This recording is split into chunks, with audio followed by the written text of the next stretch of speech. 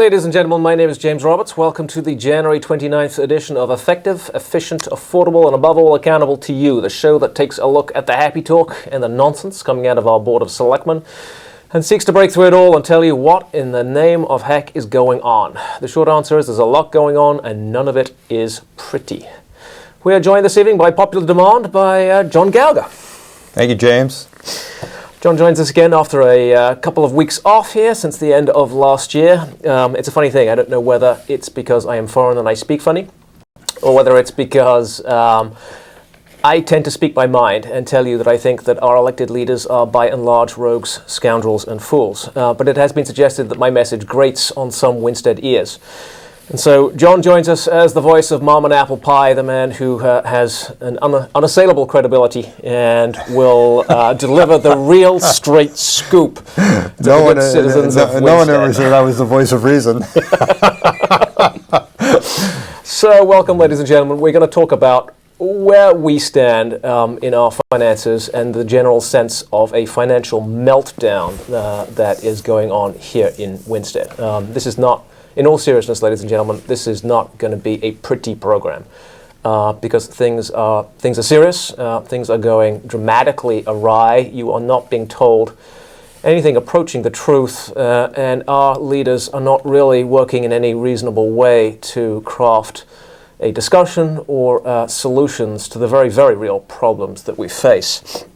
John, you have brought along with you a very scary-looking letter. Let's get that up on the screen, and let's just let the citizens of Winstead know. Yes, it's a letter from the Office of Policy and Management, the Secretary Benjamin Barnes. It's dated the 22nd of January 2013, and it was sent to the Municipal Finance Advisory Commission, Thomas Hamilton, Chairman, Norwalk, Connecticut. It says, "Dear Mr. Hamilton, the town of Winchester is facing significant financial challenges and has recently experienced cash flow issues affecting its payroll and vendor payments that could recur in the near future.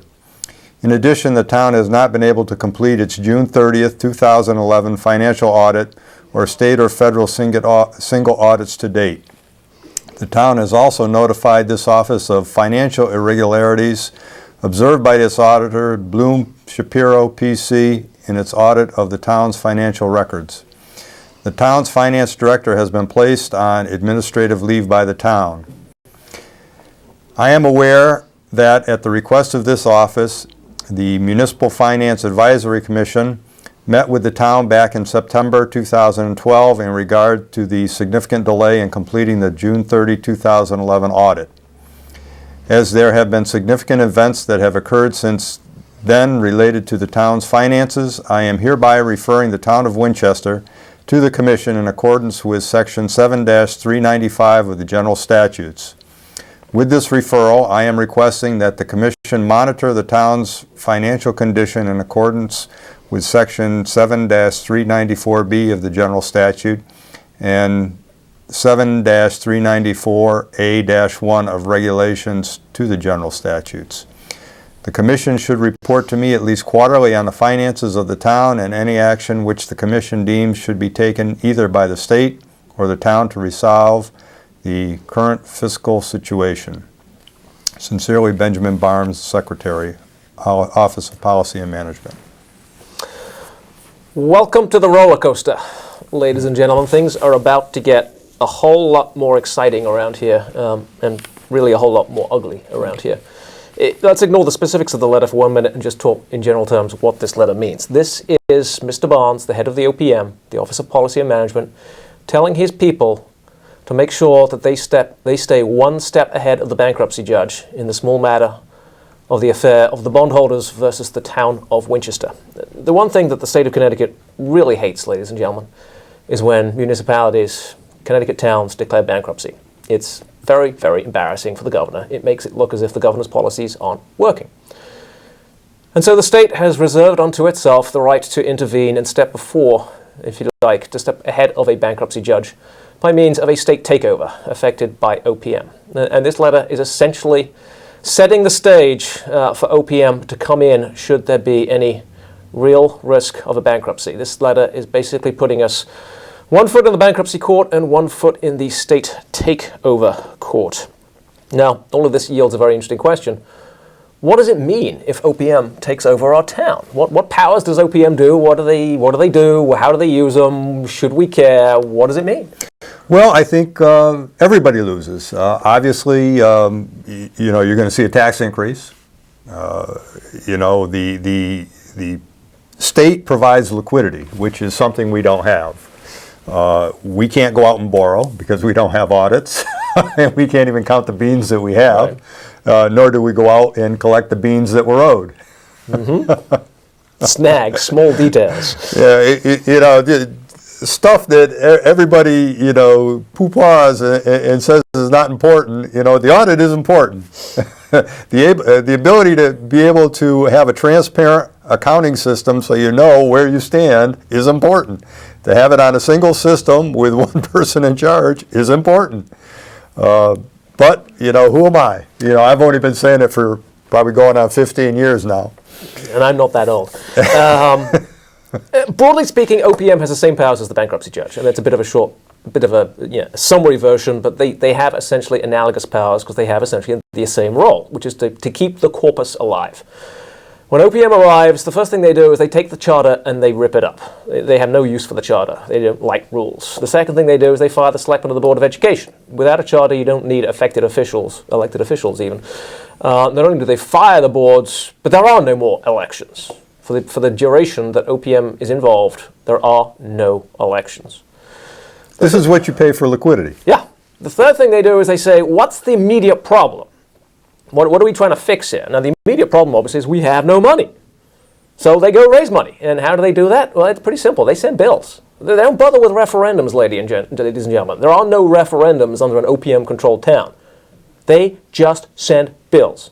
That's the way it works. And having sent the bills to cure the immediate problem, the lack of cash, they say, what's the next problem? Well, our town can't budget. Its budgets don't make any sense. Okay, anyone who's ever touched a budget, they're fired. Next problem. Well, we have all these contracts for employees in place that have all these highfalutin terms and benefits and all the rest of it. Okay, all contracts gone. Next problem. Well, we have this big hole in our pension fund. Okay, let's fill in the hole in the pension fund. Another tax. Let's send another bill. And it goes on and on and on and on. Now, and you know, it goes on, but if you look at what happens when they do come in, is the people move out. I mean, if you don't want to pay the bill, and you don't have to pay the bill, you move. And if you look at Bridgeport or Waterbury or anybody else that they've taken over, the net effect is you're very changed at the end of the day. Yeah, I mean, that's to say if you can move. Obviously, the folks who live downtown who have suffered through decades now of abandonment effectively by their local government, they can't move. They're trapped. Their houses are already worth less than their mortgages, and no one else wants to move downtown. So the people downtown, you're screwed. I'm sorry to say it, but you really are. You just walk away. I mean, those people walk away.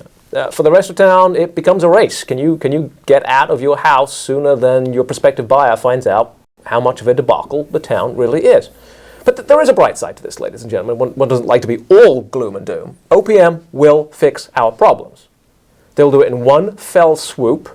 It'll be brutal, people will lose their jobs, and it will be fiendishly expensive. Because they do it all at once. They don't try to sort of lengthen it out the way that we would try to lengthen it out if we were doing it ourselves, if we ever got our act together and tried to do it ourselves. OPM doesn't have the time for that. They come in, they see what needs to be done, they get it done, they leave, and in the meantime you have a double or triple of your tax rate, and that's just how it is.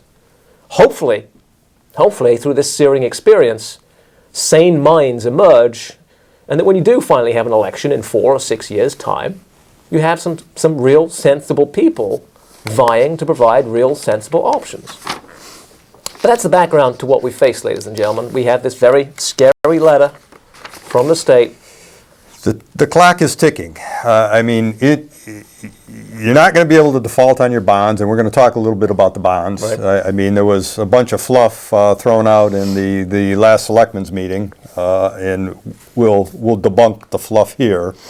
But you're not going to be able to default. Your contracts are at risk, and you're going to get a bigger tax bill. So, it'll be straightened out. For all the people didn't want to close the school, maybe two will be closed. Right. And, you know, amazingly enough, we actually have, this is a complete aside, but I'll throw it out there just to give people some grins. Next week, the Board of Education is actually holding a special meeting to discuss the building of a school, to discuss borrowing, you know, $50 or $100 million to build a school and to give it to Gilbert. Now, you know, in the context of everything that is going on, I'm not quite sure where these folks are coming from. But let's get back to the subject at hand. So big picture-wise, the state is telling us that they are one step away from taking over. The question is why? What specifically is their problem? What are they saying that we're doing wrong? Well, when you don't pay your bills and the vendors complain. Yeah, you think? I mean, where are we? We have no audits. We haven't had an audit since June 2010. Our town attorney is telling us we will not have an audit for at least a year, maybe two. So that's problem number one. Now, the state of Connecticut doesn't much care whether the town of Winchester knows how it spends its money. They don't care. They care a lot that no one is able to tell the state how the town of Winchester spent the state's money. And the feds care a lot how the town of Winchester isn't able to explain how the town of Winchester spent the feds' money. That's why we had this ding-dong with the school board last year when the accountant said there was $636,000 in federal money that no one kind of knew what happened to it. The state wants to see an audit because the state provides a lot of financing to the town and the feds provide a lot of financing to the town, and they both like to know how that money was spent. You and I like to know how our money is spent too, but the state doesn't give a damn about that. So no audits, that's a big problem. Bonds in default, that's a big problem. We've got $10 million of bonds out there. Now, the town manager keeps saying the bonds aren't in default. We keep paying the principal. They're not in default. Ladies and gentlemen, you can't issue $10 million of public debt, provide no financial information for years on end, and then actually expect not to be in default. Your bonds are in default. Accept it. Now, they can't accelerate. They can put us into bankruptcy if they want, but then they have a pissing match with the state. But our bonds are in default. We are on the shit list. Make no mistake. But the biggest issue is we have no money. It's that simple. Now, I mean, we're sitting there, when was it, last Tuesday, right? Tuesday. No, it wasn't Monday, it was Tuesday. And, you know, we go through this big presentation. 2 weeks after, we vote to put flower pots on Main Street. 400 grand of shrubbery. By the superintendent of public works. And, you know, it was fine, but, you know, the meat of the night was everything else that happened, you know, from 10 o'clock on. Right. You know, we got a listing of all the monies that are available, roughly what, $1.6 million? $1.6 million, ladies and gentlemen. That's a scary number. And then we go into, well, you know, we have a bond, the bonds are all paid, but we have a bond due mid-June of 2013, and we're sending the bills out. This is the bond, quote unquote, that was used for the sewers around Highland Lake. So they're expecting to get, I believe, about $80,000 in revenues or collections from the bills April 1st. So, I mean, you're still $140,000, $150,000 short. Sure. So the town manager states, well, you know, that's the sewer and water department's problem. I'll let you take it from there. It's been an interesting couple of weeks, ladies and gentlemen, when it comes to sewer and water. Before I quite get there, I just want to explain the significance of this $1.6 million number. The interim town manager said, good news, we have $1.6 million in the bank, which sounds kind of nice. $1.6 million sounds pretty good. Except that the second half of our budget involves us spending between $10 and $15 million. That's the expenses that we spend in the second half of the year. So we got $1.6 million of cash and $10 to $15 million of expenses. Now, you don't have to be a math whiz to know that that is not an especially favorable balance right there. But let's get to water and sewer. Because everyone asks the question, well, how is it that we don't have any money? We get it, we don't have any money. We get it, there's $4 million in unpaid bills sitting in shoeboxes up in the town manager's office. We get it, you know, that having promised to pay the schools $1.3 million last year, they actually didn't, and they told the schools to kind of get lost. We get all of that, but what happened to the money? Is it Henry? Because the selectmen keep saying it's Henry, and then when they're not saying it's Henry, they're saying it's water and sewer. Here's the story, ladies and gentlemen.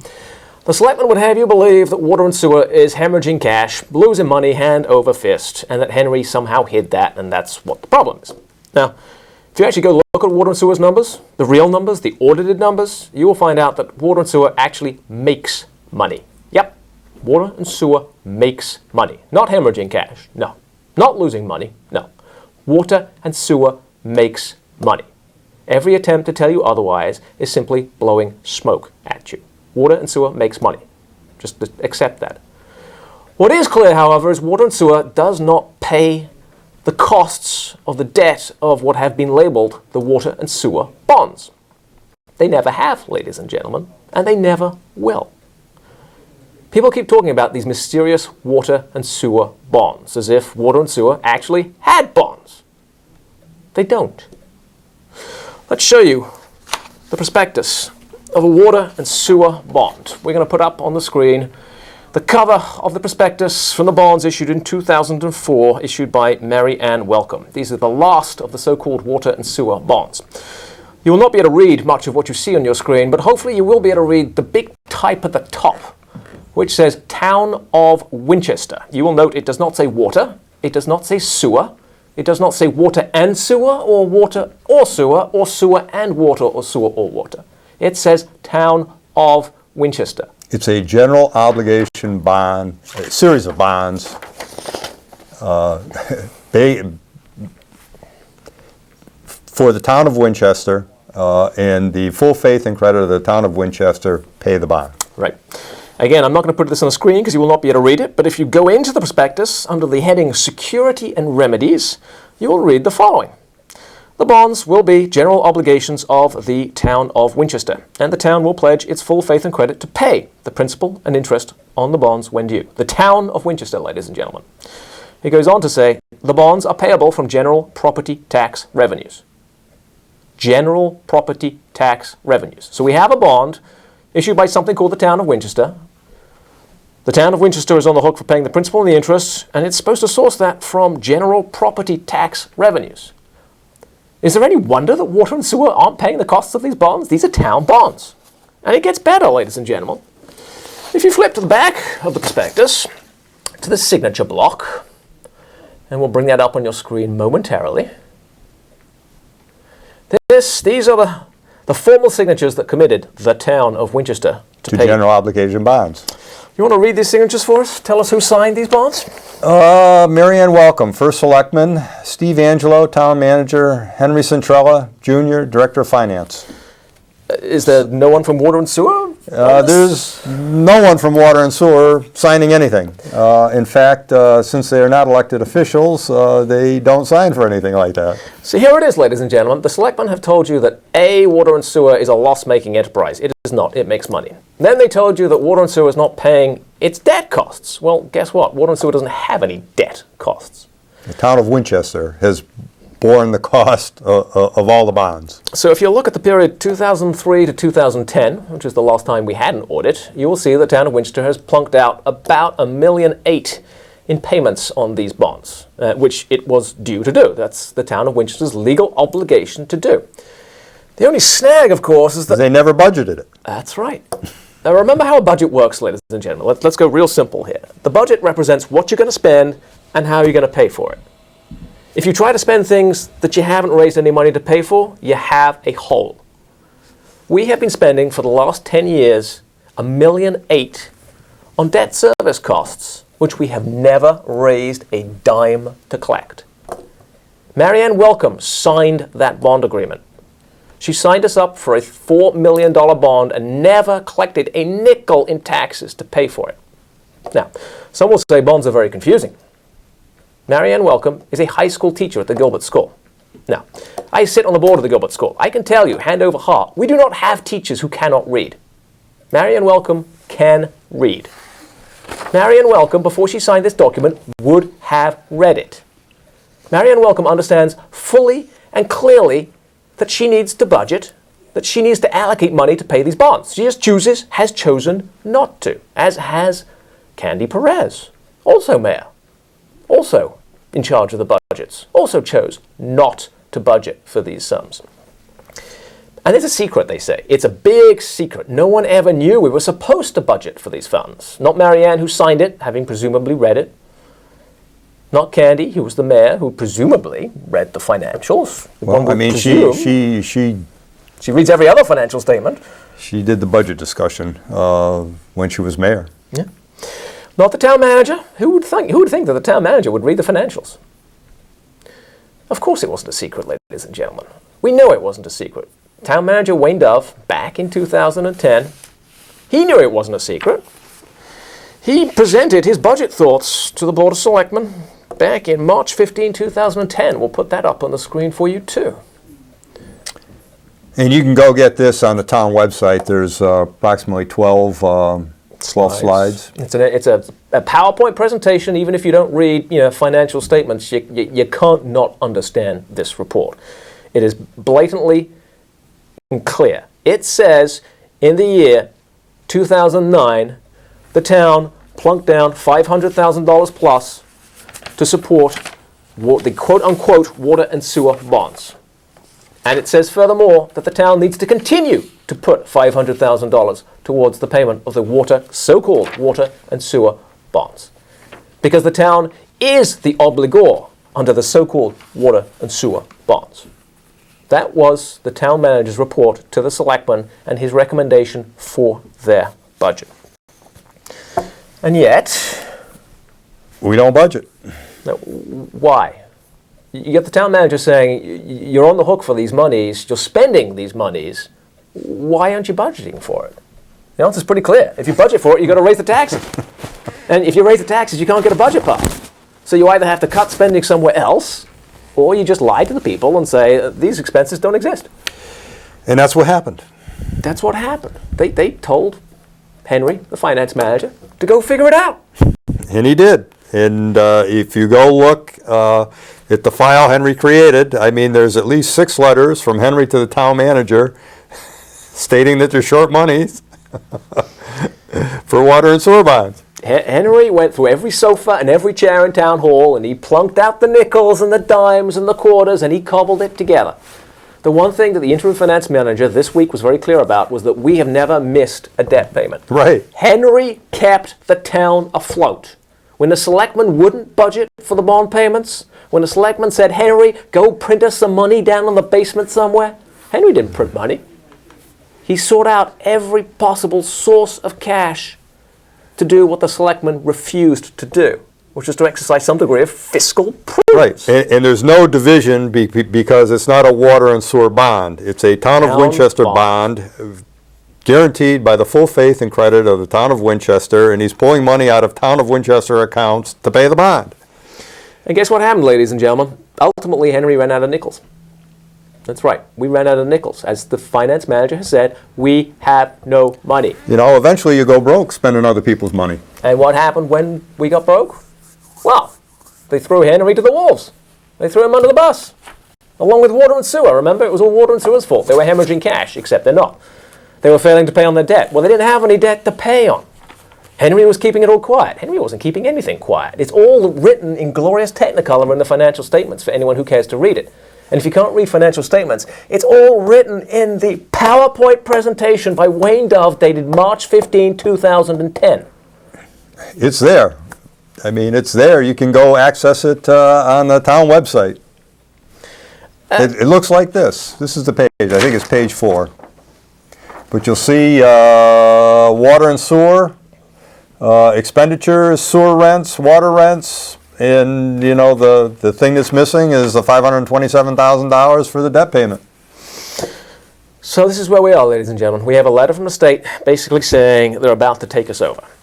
We have the letter from the state saying the reason we're about to take you over is because you have no audits, you have no money, you have bills coming up the wazoo, you have apparently no financial controls, and your board of selectmen apparently don't care very much.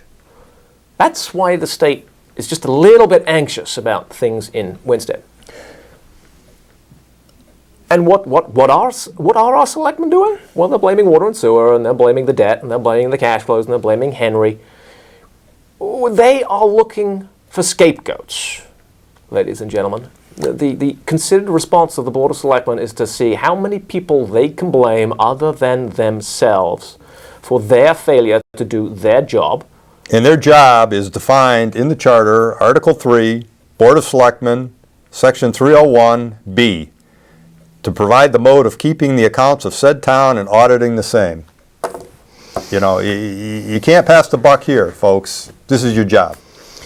So what are the solutions? We'll come on to these in different shows, but we'll give you the précis right now.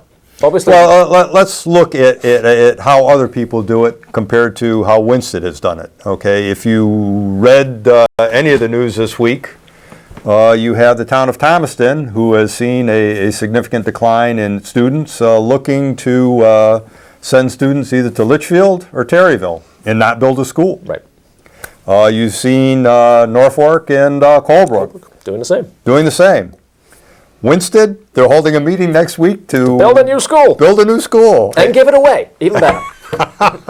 and give it away. I mean, it just gets better and better and better.